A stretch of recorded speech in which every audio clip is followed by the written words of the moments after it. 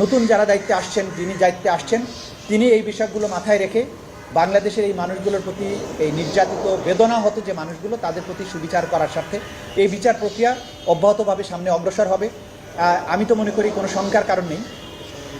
এটা স্বাভাবিক প্রক্রিয়া। রাজনৈতিক সরকার যখন নতুন সরকার দায়িত্ব নেয়, নির্বাচিত সরকার, স্বাভাবিকভাবেই তাদের রাষ্ট্রের বিভিন্ন জায়গায় তারা তাদের পছন্দনীয় লোকজনকে বসাবেন। এটা হচ্ছে স্বাভাবিক নিয়ম। একদল যখন ক্ষমতার থেকে চলে যায়, আমি এখানে নিয়োজিত হয়েছিলাম অন্তর্বর্তীকালীন সরকারের সময়।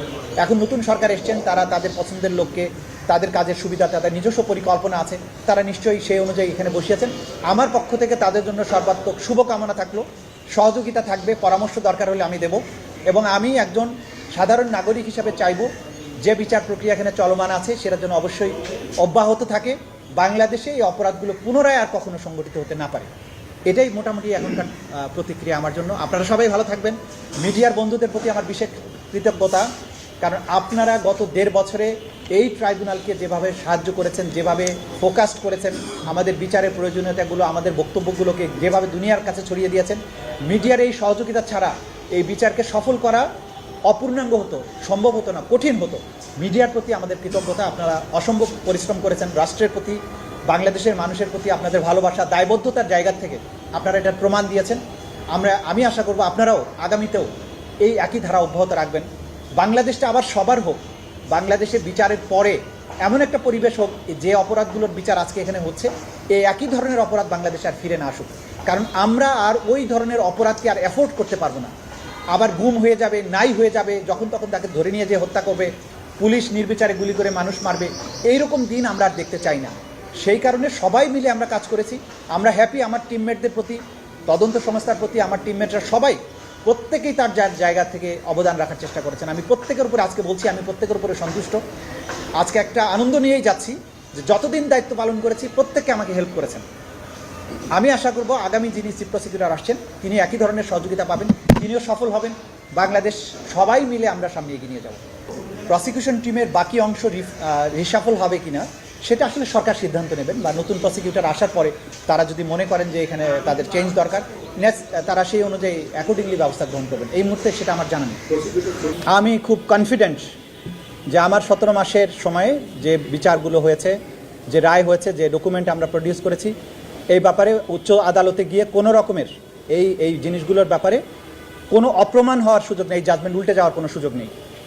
এবং আমি প্রথম দিন থেকে যে জিনিসটা বলেছি যে আমরা এমন সব অকাট্য প্রমাণাদি এই আদালতে উপস্থাপন করেছি, শুধু বাংলাদেশে নয়, বিশ্বের যে কোনো আদালতে গেলে এই অপরাধীদের সাজা নিশ্চিত হবে, সর্বোচ্চ সাজাই নিশ্চিত হবে। সুতরাং এই কোয়ালিটি অফ এভিডেন্স মামলাতে আমরা যা কিছু দিয়েছি, অতীতের ট্রাইব্যুনালের সমস্ত রেকর্ড ঘেটে দেখবেন আমরা যে ধরনের শক্তিশালী প্রমাণ এখানে উপস্থাপন করেছি, এই ধরনের প্রমাণ কখনোই উপস্থাপন করা সম্ভব হয়নি। পিক অ্যান্ড চুজ করার বিষয় আছে, মানে আইনে বলা হয়েছে, যেমন ধরুন আমরা কিন্তু প্রথম থেকেই বলেছি যে বাংলাদেশের সমস্ত পুলিশ বাহিনী গণহত্যার সাথে সম্পৃক্ত ছিল।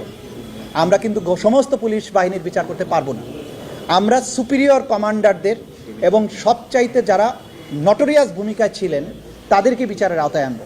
এটা যদি পিক অ্যান্ড চুজ বলেন, এটা অবশ্যই পিক অ্যান্ড চুজ। এবং আইনে এই ক্ষমতা দেয়া আছে যে চিফ প্রসিকিউটর ডিসাইড করবেন কোন কোন মামলাকে তিনি এই ট্রাইব্যুনালে নিয়ে আসবেন, কোন কোনগুলোকে আনবেন না, কোনোটা দরকার হলে সাধারণ আইনে পাঠিয়ে দিতে পারবেন। সুতরাং মানবতা বিরোধী অপরাধের বিচার দুনিয়ার ইতিহাসে দেখবেন কোথাও গণহারে হাজার হাজার সৈন্যকে শাস্তি দেওয়া হয় না, সেখানে টপ কমান্ডারদের দেওয়া হয় এবং যারা একদম সরাসরি অ্যাট্রোসিটির সাথে ডাইরেক্ট ইনভলভমেন্ট ছিল তাদেরকে সাজা দেওয়া হয়। আমাদের আইনে এটা বলা আছে। যেমন ধরেন একটা ঘটনায় 5 জন আসামি আছে, 5 জন আসামিকে কিন্তু আমি 5 বার ট্রায়াল করতে পারি। প্রথমে একজনকে আনতে পারি, পরে একজনকে আনতে পারি, পরে একজনকে আনতে পারি, যেটা আমাদের প্রচলিত বিচার ব্যবস্থার ধারণা সম্পূর্ণ উল্টা। সে কারণে অনেকে মনে করেন যে ওকে বিচার করছে, ও তো আসামি হতে পারতো। হ্যাঁ, সে যে আসামি হবে না পরবর্তীতে সেটা কিন্তু বলা যাচ্ছে না। কিন্তু এই মুহূর্তের মামলা প্রমাণের জন্য আমরা যদি 5 জনের মধ্যে বাকি 4 জনকে সাক্ষী হিসেবে নিয়ে এসে মামলাটা প্রমাণ করি এবং পরবর্তীতে তাদের বিরুদ্ধে তদন্ত করি, তাহলে কিন্তু কোনো রকমের আইনগত ব্যত্যয় হবে না। সুতরাং আমাদের আইনে এই সুযোগ আছে, এই বিচারের ধারাটাই ভিন্ন। সে কারণে কোনো রকমের পিক অ্যান্ড চুজ বলতে যে অর্থে ব্যবহার করা হয় সে ধরনের কিছু করা হয়নি। আমরা যা কিছু করেছি অ্যাজ পার ল করেছি।